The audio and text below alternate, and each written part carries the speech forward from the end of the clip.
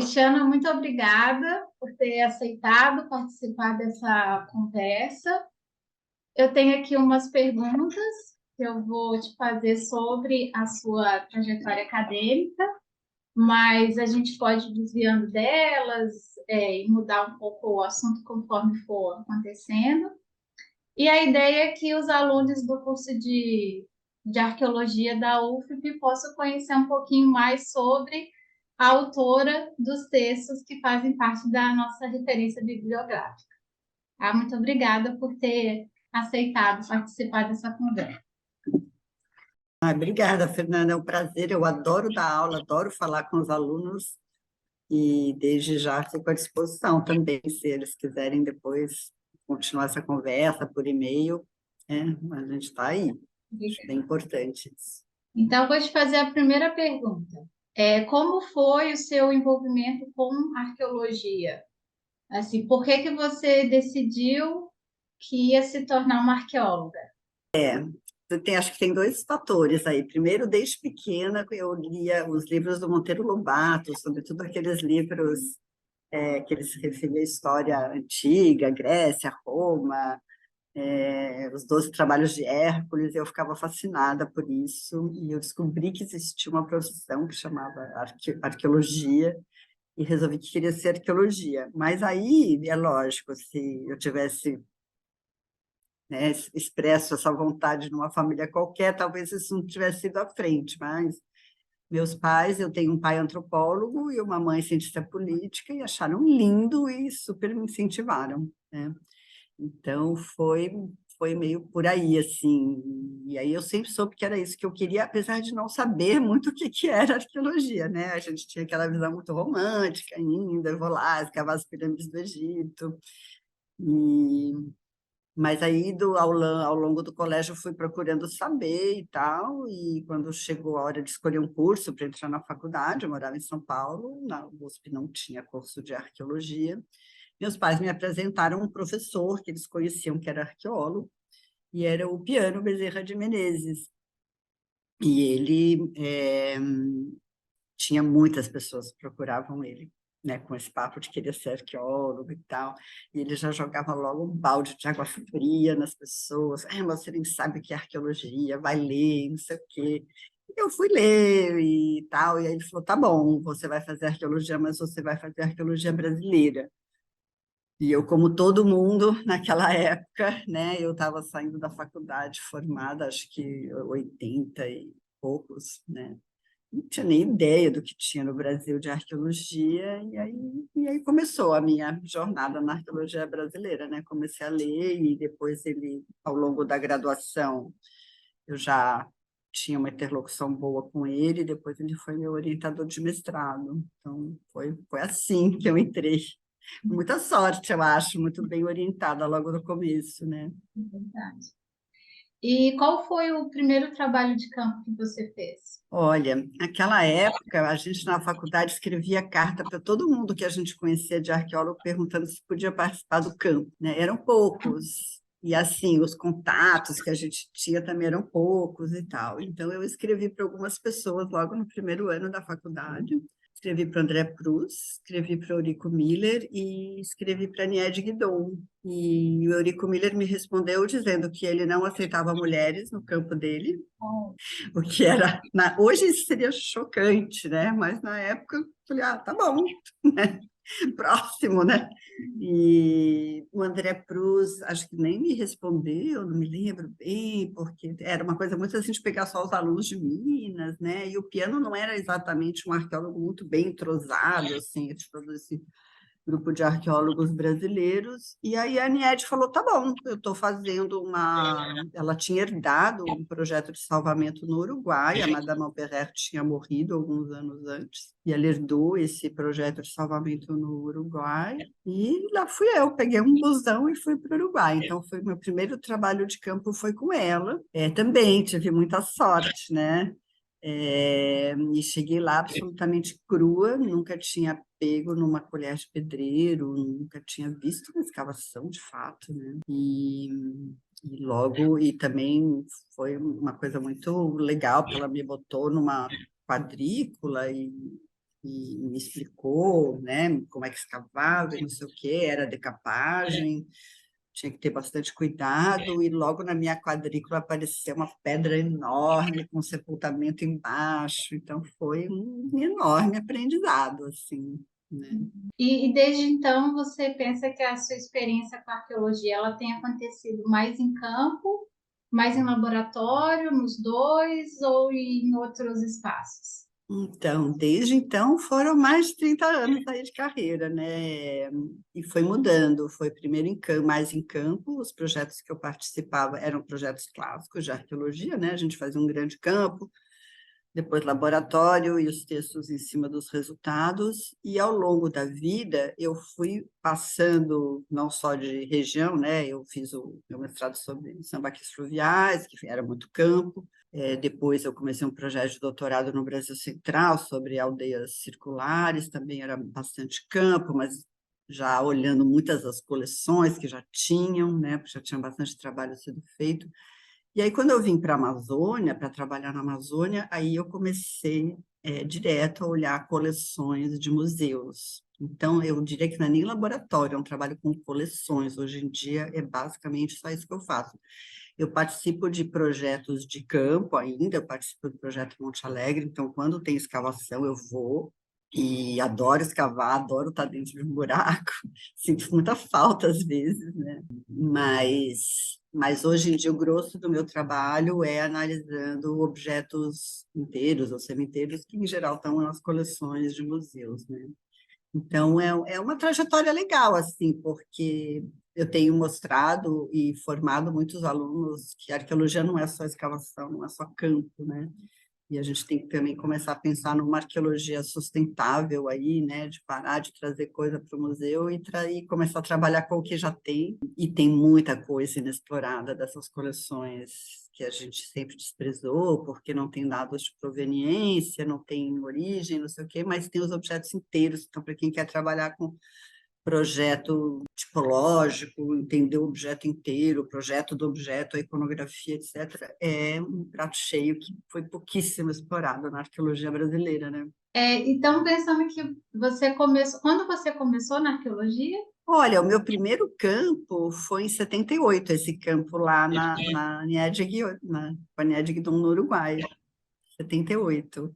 E pensando que você está aí atuante ainda fazendo campos, né? Quais são as principais diferenças que você percebe quando você começou na arqueologia e na arqueologia que é feita hoje em dia? Ai, são muitas, né? Primeiro tem uma coisa assim das tecnologias, que de fato mudaram muito a nossa dinâmica, sobretudo de registro de informação. Então, não tinha fotografia digital, por exemplo, né? A gente tinha um X de rolos de filme que a gente não podia gastar tudo, porque era a coisa mais cara no orçamento do campo, então você escolhia muito bem o que você ia fotografar, e isso mudou muito para muito melhor, né? Porque hoje em dia a gente não precisa economizar nada. A outra coisa é a precisão dos registros, não tinha GPS também, né? Quando trabalhei no Vale do Ribeira, por exemplo, a gente trabalhava com mapas do DNPM e era área de segurança nacional, porque foi área onde teve guerrilha, né? A Lamarca se escondeu por lá. Então, de propósito, não tinha, era uma área que não tinha muitos mapas. A gente trabalhava com um mapa que a gente corrigia o mapa, a gente media a altitude dos picos com o altímetro e corrigia, falava, não, não é 320, é 330, sabe?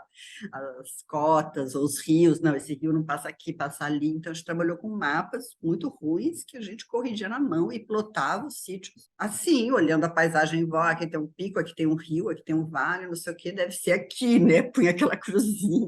Então, a precisão dos registros mudou muito, eu acho. É, e os tempos, né? Quer dizer, o tempo que a gente levava para fazer as coisas eram muito maiores por causa enfim, das tecnologias que a gente não tinha, e então a gente fazia campos de 2, 3 meses, assim, fazer campo embarcava numa viagem e às vezes não tinha muito fim, né? Se você não voltava de campo enquanto não conseguisse fazer tudo, e isso eu acho que trazia também um outro entendimento, uma outra intimidade com a paisagem, com o lugar, com os moradores locais. Então, acho que o tempo da pesquisa no campo era maior, né? E isso tinha ônus e bônus, digamos assim, tinham vantagens e desvantagens, né? Então, acho que isso é uma grande diferença também.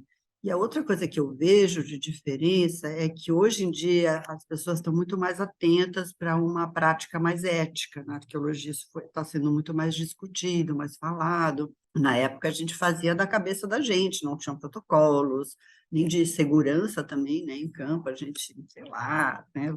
Fazia coisas bem perigosas, assim, e ética desde o comportamento perante as comunidades locais, né, até dentro da equipe. Então, por exemplo, eu me lembro de ter vivido situações de assédio e tal, e que na época ninguém ligava muito, era mais ou menos normal. Hoje em dia seria um escândalo, né? Então, acho que a gente está um pouquinho mais consciente das nossas práticas e dos problemas que elas envolvem, e um pouquinho mais atento, talvez, né, a fazer uma arqueologia melhor, assim, mais reflexiva, mais cuidadosa em campo. Acho que são essas as diferenças que eu vejo. E pensando nos campos que você já fez, qual foi o local mais inusitado que a arqueologia te proporcionou conhecer? E qual foi o campo que você mais gostou de fazer? Olha, talvez o local mais, eu fiquei pensando nessa pergunta, talvez o local mais inusitado seja um abismo, que é uma caverna vertical, com 40 metros de profundidade, que a gente escavava lá embaixo, com aranhas brancas andando pela gente. Era bem inusitado, eu acho. E era um sítio que tinha material paleontológico junto com arqueológico, e que deu até um artiguinho. Foi um dos primeiros campos, projetinhos que eu fiz assim ainda na graduação, mas subir, descer, né, para entrar naquele abrigo totalmente escuro, não era abrigo, desculpe, abismo, né, totalmente escuro, era bem inusitado como ambiente, assim. E, sei lá, tem um monte de lugares estranhos, assim, né? Lugares muito bonitos. Por exemplo, quando eu trabalhei na FLONA, Floresta Nacional Alta de Trombetas, foi a primeira vez que eu estava numa floresta virgem, entre aspas, né, amazônicas. Então, são ambientes e paisagens que te impactam muito, assim. Então, esses eu acho que... Mas também eu tenho todo um lado no meu trabalho que me levou a situações incríveis também, bastante inusitadas, por algum tempo, e ainda faço, né, muita curadoria de exposições sobre arqueologia, ou sobre a Amazônia, e eu fiz a curadoria de uma exposição na França, quando era o ano do Brasil na França, em 2005, que chamava Arte dos Índios do Brasil, e tinha toda uma parte de arqueologia, não sei o quê, e eles convidaram para abrir a exposição o Lévi-Strauss, estava ainda vivo, e aí ele chegou para abrir a exposição, ninguém da equipe falava francês, eu falava, e então eu recepcionei o Lévi-Strauss ao longo da exposição, e foi uma experiência incrível, assim, né? E quando chegou na arqueologia, as peças do Museu Guild, ele ficou emocionado, porque eu nunca tinha conseguido ver as peças do Museu Guild, que bom que eu estou vendo isso antes de morrer. E aí eu falei, né, que eu trabalhava no Museu Guild, mas tinha trabalhado no Brasil Central, em aldeias, perto das aldeias Bororo, que ele tinha trabalhado, e ele sabia de tudo, ele tinha acompanhado todas as publicações. As aldeias eram maiores, né, tinham mais casas, e não sei o quê.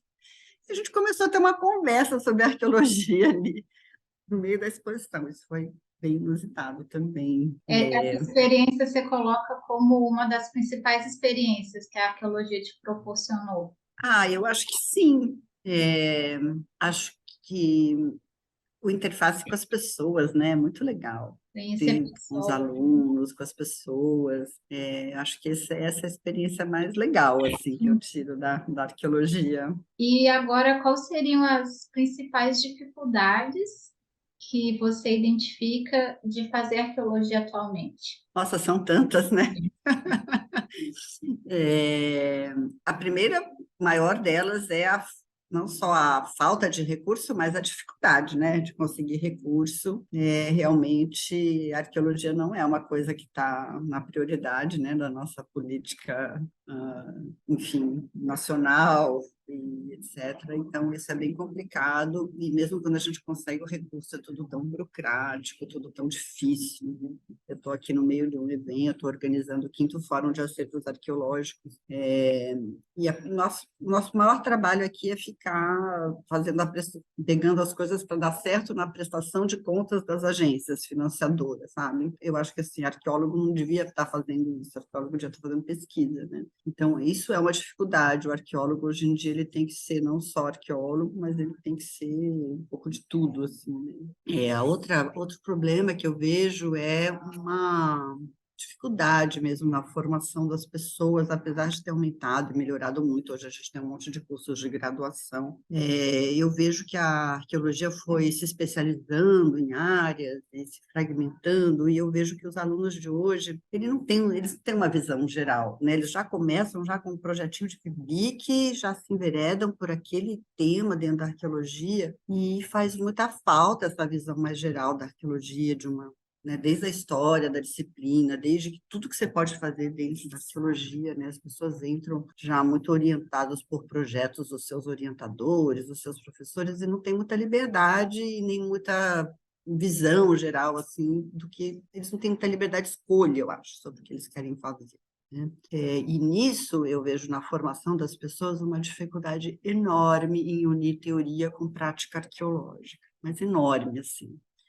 Eu vejo que as pessoas estudam os textos de teoria, mas depois, quando vai para campo, ou quando vai escrever aquele capítulo introdutório do seu mestrado, e é ali que as pessoas mais quebram a cabeça, fica totalmente separado a teoria da prática, da empiria e tal. Esse que acho que é o maior desafio, maior dificuldade, é uma coisa que os professores têm que trabalhar mais em sala de aula, porque eu acho que é aí que surge um pouco a sua criatividade também, né? Não tem receita de bolo. Se você vai trabalhar com um tema X, um problema X, você tem que ver qual que é a teoria melhor para lidar com isso. E eu não vejo os orientadores trabalhando muito isso, né? Então, as pessoas se perdem muito na descrição, nas classificações, nas análises, nas tipologias, mas aquela volta assim, mas por que você está fazendo isso? Por que isso é importante? Em geral, é muito difícil, né? Então, eu vejo que isso é um problema na nossa formação, na nossa comunidade arqueológica, que teria que melhorar,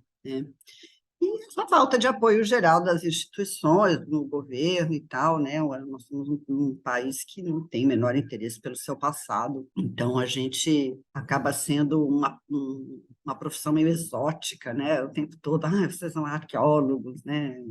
Aquela coisa inusitada e todo mundo acha muito bonito, mas ninguém entende o porquê que isso é importante, né? Apesar de esforços de fã, e, enfim, coisas desse tipo, é bem complicado. Então, eu vejo essas as principais dificuldades de se fazer arqueologia atualmente, né? Então, essa falta de um problema de formação, acho, e essa falta de apoio geral no país sobre a pesquisa arqueológica, a prática arqueológica. Cristiana, agora indo especificamente no seu texto, né, que a gente vai ler aqui ao longo da disciplina, que é a construção de um passado pré-colonial, uma breve história da arqueologia, que faz todo um histórico da arqueologia brasileira. E uma das coisas que o texto deixa evidente são essas nossas raízes colonialistas, eurocêntricas, elitistas e racistas. O seu texto ele foi publicado nos anos 2000, então você percebe que algumas coisas mudaram dessas nossas raízes e você ainda acha que a gente ainda está fazendo esse mesmo tipo de arqueologia? Então, aquele texto foi escrito num contexto bem sui generis, assim, eu estava voltando dos Estados Unidos, onde eu tive contato com um grupo de arqueólogos latino-americanos que estavam muito interessados em fazer uma espécie de história da arqueologia da América Latina, e a gente fazia um workshop que cada um falava um pouco como que era o estado da arte, a história da arqueologia no seu país. E aí eu percebi que para o Brasil a gente tinha textos muito ruins, né, sobre a história da arqueologia no Brasil, porque falava muito das pessoas, mas não falava das ideias. Então, eu pensei assim fazer um texto que falasse um pouco a história das ideias, o contexto histórico, e foi um texto super rápido que eu escrevi, que eu usei para esse seminário lá, e depois acabei mandando para publicar já uns 2 anos depois, então ele já era também meio desatualizado quando foi publicado, né? E eu não tinha ideia que esse texto ia ser tão usado depois nos cursos e tal. Se eu soubesse, eu até teria tido talvez outros cuidados, né? Mas, enfim, que bom que preencheu uma lacuna, mas está bem desatualizado, né? As pessoas me perguntam, bom, você parou lá nos anos 2000, né? Não quer continuar? E eu já pensei muito em continuar e como contar essa história, então, dos anos 2000 para cá, né? A arqueologia brasileira no século XX. E eu acho que mudou muita coisa, né? A começar, eu acho que essa descoberta, ou redescoberta da arqueologia histórica, porque na época a arqueologia era só arqueologia pré-colonial, tanto que o texto fala, né, o título pré-colonial, era basicamente só pré-colonial. A arqueologia histórica era uma coisa que ficava meio num limbo, assim, os arquitetos faziam um pouco isso, mas sem chamar isso de arqueologia. E a arqueologia histórica trouxe contextos mais perto de nós, né? Uma arqueologia mais perto da gente, assim, do presente. E com isso eu acho que deu um start assim em todo um movimento mais reflexivo da arqueologia, né? De pensar, bom, sim, a arqueologia importa para o presente. E também começou a se fazer uma arqueologia das minorias, uma arqueologia do capitalismo, uma arqueologia, né, dos povos afrodiaspóricos, ou mesmo dos indígenas hoje, a pensar uma arqueologia indígena como uma história de longa duração indígena. Então, eu acho que mudou muito, né, tanto em termos de temas que a gente estuda, mas também como termos de uma reflexão maior, né? Então, a gente teve um período logo depois desse texto, que teve, acho que lá na Unicamp, o Pedro Paulo Agrofunari formou muita gente, né, com uma visão bem crítica, às vezes até eu acho um pouco, não radical, mas assim, de colocar as pessoas em caixinhas de uma maneira até às vezes um pouco injusta, né? Então a Beth Megas tinha virado agente da CIA, coisas desse tipo, e eu estava mais interessada, na verdade, em fazer uma história das ideias mesmo, que a gente conhecesse, então, o que a Beth Megas tinha como ideia, né? Porque, qual que era o cabedal teórico, como que ela veio para o Brasil, como é que ela juntou isso, a teoria com a prática. E eu estava mais interessada em fazer isso. Então, a gente teve um período que, apesar da arqueologia se tornar mais reflexiva e mais crítica, e etc., também um pouco mais rasa, talvez, nessas reflexões. E hoje é uma arqueologia muito diversificada, né? A arqueologia hoje é um campo de pesquisa que você pode trabalhar questões de gênero até formação de solo, né? É uma coisa muito diversificada e muito ampla, e eu acho que, às vezes, nessa amplitude, a gente se perde um pouco, sabe? Porque eu acho que, assim, 20, sei lá quantos anos depois, o professor Upiano veio para acho que era a Semana de Arqueologia lá na USP, e eu fiz essa pergunta para ele, né? O que você diria para os jovens hoje, né? Você que estudou temas muito humanistas, assim, né?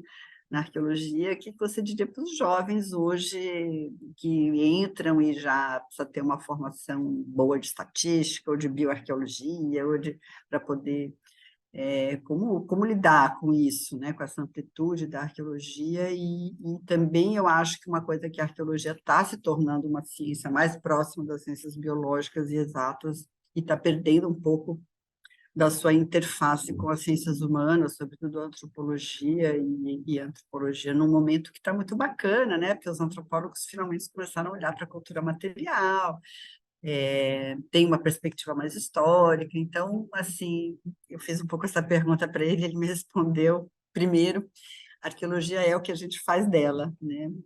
Então, eu acho que é isso, a gente não está pensando muito o que a gente está fazendo da arqueologia, o que está segurando, né, todas essas interfaces e todas essas grandes especialidades aí da arqueologia. Mas aí, depois, uma segunda resposta, ele falou, a arqueologia está perdendo o interesse no humanismo do ser humano, né? Está estudando o ser humano e o comportamento humano de tantas maneiras diferentes. E eu, talvez, como aluna dele, e também uma pessoa já mais velha, né? Já meio no fim da carreira, assim, talvez tenha uma coisa um pouco nostálgica, assim, mas eu acho que tem poucas pessoas interessadas em entender, mesmo assim, uma arqueologia cognitiva, uma arqueologia de tentar entender a universalidade do comportamento humano, sabe? Grandes questões da arqueologia, eu não vejo mais as pessoas muito interessadas nisso, sabe? Eu vejo as pessoas interessadas em descrever o sítio tal e fazer uma análise legal até, né? Sei lá, dos restos humanos ou da alimentação da população tal. Então, acho que isso mudou, assim, um pouco, desde que eu escrevi esse texto. Uma outra coisa que eu acho que mudou é que a arqueologia brasileira, em alguns pontos, se reconectou com a arqueologia no mundo, né? A gente sempre ficou muito ensimismado, até por uma questão da língua, teve dificuldade de trabalhar junto com os nossos colegas latino-americanos, e dificuldade de publicar fora do Brasil, então as pessoas não conheciam a arqueologia brasileira fora do Brasil, até hoje, né, minoria, assim, nas publicações, mas tem tido publicações mais em âmbitos internacionais, projetos com cooperação internacional e etc. Isso mudou bastante. Isso é importante, porque em algumas áreas, como na Amazônia, que é onde eu trabalho, a gente está mostrando que tem uma liderança na arqueologia brasileira, né? Então, agora, quando a gente fala de arqueologia amazônica, a gente já não importa mais aqueles modelos que a gente importava dos Estados Unidos, né? Está mostrando que uma arqueologia local aqui está mostrando coisas novas, né? Então, eu acho que a Amazônia é um bom exemplo, assim, a gente está tendo que pensar novos modelos de ocupação humana a partir da ecologia histórica para entender a Amazônia, né? E o mundo inteiro está interessado nisso, né? O mundo inteiro está nos ouvindo. Então, a gente tem demanda, para quem trabalha na Amazônia hoje, tem demandas desde uma coisa mais do grande público, documentários, etc., até de publicações em revistas científicas. Eles estão muito interessados em saber como que a gente explica, né, o que aconteceu na Amazônia. De fato, aqueles modelos que a gente usava para explicar sociedades complexas nos Andes, na Mesoamérica, que são modelos feitos pelos norte-americanos, não funcionam na Amazônia. Tem que ter uma coisa diferente. E eu acho, então, a gente está mais maduro, né? A gente está menos sujeito ao imperialismo científico, importando menos coisa de fora e mais capacitado para propor, fazer proposições novas que interessam não só ao Brasil, mas ao resto do mundo, né? Então, nesse sentido, eu acho que foi uma mudança muito grande na nossa arqueologia. Mas muita coisa aconteceu, é difícil dizer, né? Nesses 20 anos aí do século XX, acho que muitas áreas avançaram muito. E pensando nessa diversidade toda e no próprio potencial que tem a arqueologia brasileira, a arqueologia amazônica, quais são os seus interesses de pesquisa atualmente? Olha, atualmente, meus interesses de pesquisa é essa interface entre arqueologia, antropologia da arte e etnologia amazônica, né? Então, estudar os objetos como seres vivos, tentar entender a agência dos objetos, tentar entender essas relações entre humanos e objetos de uma maneira diferente, com perspectivas mais nativas, né?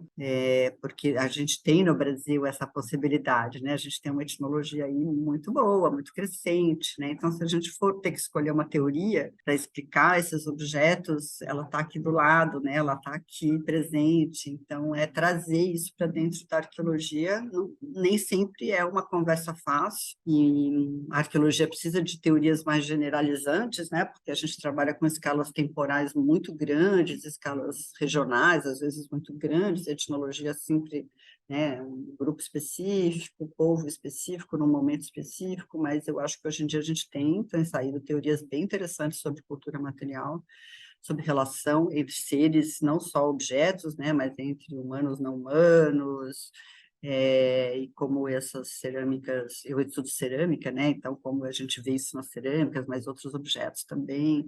Então, esse é o meu grande interesse agora, e eu tenho um lado, assim, da minha carreira, que é essa de extroversão, de fazer exposição, de fazer curadoria de acervo, ultimamente estou bem empenhada nessa questão de acervos, tanto como que a gente mostra isso de uma maneira multinarrativas, né, que não seja uma narrativa da arqueologia só, mas também que incorpore as narrativas de comunidades locais, de povos indígenas, tornar os acervos arqueológicos mais multivocais, na verdade, então estou envolvida em alguns projetos com isso. E outro tema que me interessa muito, um pouco porque eu estudo cerâmica marajoara, é o tema da repatriação do nosso patrimônio marajoara, que está espalhado pelo Brasil inteiro e pelo mundo inteiro, né? Foi usado um pouco como moeda de troca com museus do mundo inteiro ao longo do século XX, e hoje essa é uma questão que está muito latente, e que eu acho que a arqueologia tem que olhar para ela, né? Desde repatriação em termos de devolver para as comunidades locais, esse é um problema que a gente tem na arqueologia, que às vezes as comunidades que fizeram, né, esses objetos não estão mais aí, mas tem comunidades que estão interessadas, sobretudo em relação a objetos sensíveis, né? Nossos museus estão abarrotados de objetos funerários, o que a gente vai fazer com isso? Como que a gente pode, pensando os museus, mudar talvez a prática arqueológica, né? Desde sempre penso numa arqueologia mais sustentável, assim, de não trazer tudo para o museu, mas de o museu ir ao sítio e talvez deixar as coisas lá, essas práticas de reenterramento ou de não escavação.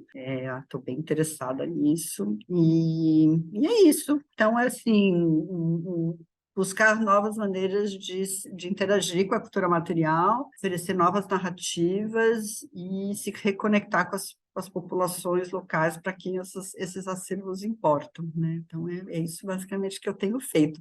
Mas também já estou pensando em diminuir um pouco o ritmo, enfim, rumo à Então, aposentadoria, né? bom, para a gente finalizar, então, eu queria fazer uma última pergunta, que quais seriam dicas que você daria para esses arqueólogos que estão em formação, principalmente no contexto nordestino e numa universidade como a UF? Olha, primeiro, parabéns, porque vocês já chegaram lá, né? O que nem sempre é fácil. Segundo, procurem ver todas as possibilidades de pesquisa e de envolvimento na arqueologia, porque, como a gente falou aqui, né, hoje em dia a arqueologia é uma coisa muito ampla, e eu sei que é difícil a gente saber tudo, porque às vezes os departamentos que a gente está, os professores que a gente tem, né, fazem uma coisa ou outra, mas procurem ler bastante, assim, e vão atrás daquilo que vocês gostam de fazer, porque é essa vontade de fazer, essa gana, né, esse entusiasmo que vai segurar vocês nos momentos difíceis, sabe? Que a bolsa acabou, que não tem mais financiamento, que eu vou largar tudo. Ah, não, mas é realmente isso que eu gosto de fazer, eu vou continuar. Então é isso, não escolham uma coisa que vocês gostem de fazer porque as dificuldades vão ser muitas, e isso vai ajudar vocês a superar as dificuldades. Minha segunda dica é sejam curiosos, assim, falem com todos os professores, leiam, vá aos congressos, façam suas redes de contatos, porque isso é o que a gente tem de melhor na arqueologia, são as pessoas, né? Esses são os principais recursos, assim, e procurem alinhar a teoria com a prática, não adianta você ficar anos da sua vida enfurnado num laboratório, sem saber por que você está fazendo aquilo, sem saber, né, aonde que o seu projeto se encaixa, assim, num projeto ideológico, teórico maior, né, porque isso dá muito mais sentido ao que você está fazendo. A gente se forma como arqueólogo e a gente adquire uma certa autoridade de especialista, assim, né? Então a gente toma decisões o tempo todo, né, em campo, o que você guarda, o que você joga fora, o que você lê, o que você expõe, o que você não expõe, o que você analisa, o que você não analisa. Até critérios do tipo menos de 2 centímetros, né, na cerâmica, não vai analisar, assim, o tempo todo a gente está fazendo escolhas.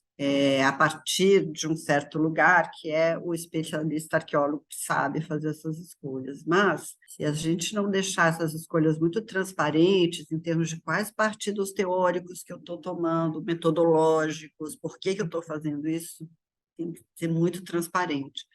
Essa nossa autoridade como especialista não vale nada, né? Se a gente não tem isso muito claro, como isso se relaciona com a teoria, com a metodologia maior, assim, dos projetos que vocês estão envolvidos. Então, mesmo que o seu trabalho seja lá no laboratório ficar lavando caquinho, vai procurar o conservador, vai conversar com ele, né? Que implicação tem se eu lavar o caquinho desse jeito ou de outro jeito, né? Ou na arte rupestre, que implicação tem se eu fizer um decalque com plástico ou uma coisa com uma documentação fotográfica, né? Como que era feito antes, como que as pessoas trabalham, sejam curiosos.